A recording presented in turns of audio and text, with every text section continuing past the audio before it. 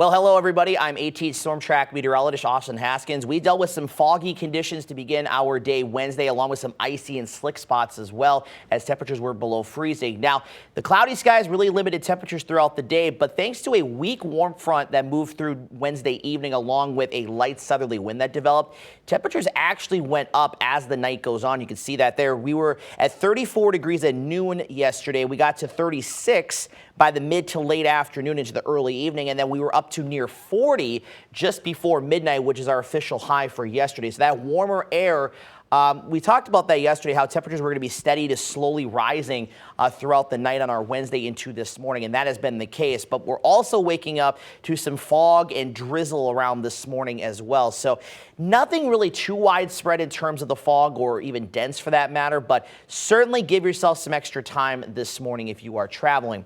Now, we are looking at a mild and dry weekend ahead, followed by a pattern shift as we head into next week, which we'll talk about here coming up in a few minutes. So looking at future track, again, we're going to be stuck under the cloud cover for today, and some of that fog and drizzle around through about mid to late morning. That should subside by the afternoon as the wind does pick up a little bit more.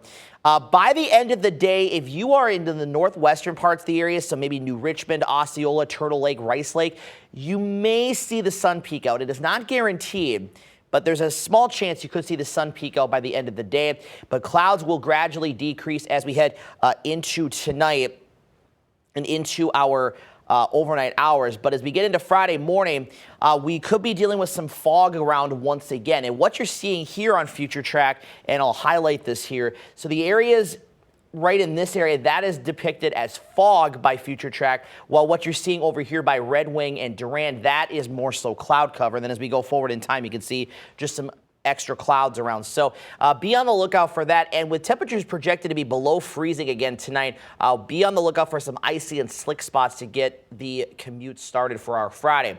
But Friday afternoon, a lot of sunshine. Friday evening is looking quiet. Some clouds will roll in overnight into Saturday morning as a weak front passes through, but it will come through in dry fashion.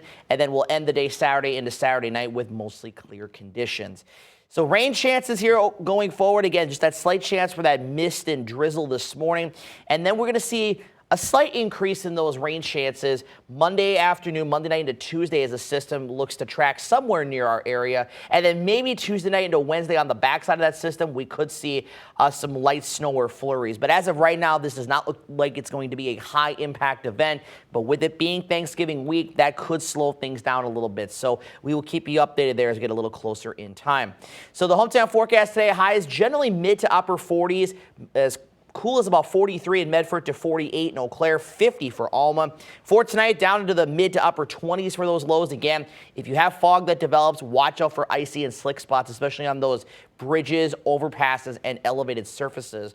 And then for our Friday, looking at highs between about 42 and 49 degrees. Keep in mind, these numbers are above average by about 5 to 10 degrees, and then we'll step things up a little bit on Saturday with most locations in the upper 40s and lower 50s, mid 40s to the north and east. And of course, the Wisconsin deer hunting opener is this weekend. Again, maybe a little warmer than what hunters would maybe prefer, but in the mornings at least we'll be in the 20s to around 30, and then upper 40s, low 50s in the afternoon hours. And again, the lack of snow too might limit things a little bit, but certainly you won't have to wear multiple layers, or at least you could probably shed a layer or two compared to previous opening weekends for the deer hunting season. Either way, it's going to be dry at least. But next week is when we're going to start to see things change. So we're looking at the upper level pattern here, and we're going to start to see a dip in the jet stream begin to take shape along with the polar vortex way up by the poles, starting to weaken a little bit, and that'll kind of break off and bring in some colder air